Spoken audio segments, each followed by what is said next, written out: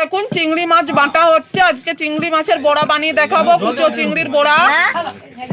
এই দেখুন কুচো চিংড়ি আমার মা বেটে দিচ্ছে। তো কুচো চিংড়িরে আজকে আমি চপ বানাবো বন্ধুরা।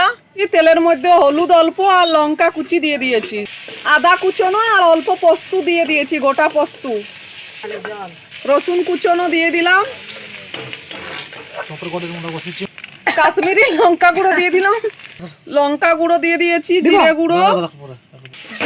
আলুটা দিয়ে দিচ্ছি এখন মশলার মধ্যে। এখন আলুর মধ্যে নুন দিয়ে দিচ্ছি, লবণটা দিয়ে দিলাম। তৈরি হয়ে গেল আলুটা। এই দেখুন এখন বেসন ফেটানো হচ্ছে, খাবার সোডা দিয়ে দিয়েছি। ভালো করে বেসনটা ফেটিয়ে নেব, না পাতলা না খুব একটা পুরো, মিডিয়ামে। দেখুন হাতে নিয়ে দেখিয়ে দিলাম। বেসনটা বাটারটা বানানো হয়ে গেছে, বেটার। এই দেখুন চিংড়ি মাছটা নিয়ে নিচ্ছি, এখন আলুর মধ্যে এইভাবে ভরে নেব। এই দেখুন, এই দেখুন এইভাবে আলুটা দিয়ে মুড়ে নিচ্ছি।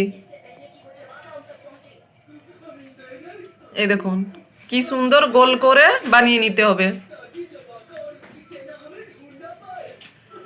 এই দেখুন এইভাবে বানাতে হবে। এই দেখুন গুলো ভেজে নেব বেটারের মধ্যে ডুবিয়ে। আর এই দেখুন বেটারের মধ্যে ডুবিয়ে নেব আর কড়ার মধ্যে। এই দেখুন এইভাবে ভেজে নেব সব কটা চপ। হয়ে গেছে আর অপর সাইডটা পাল্টে দেব। ভাজা হয়ে গেছে, এখন এটা উঠিয়ে নেব।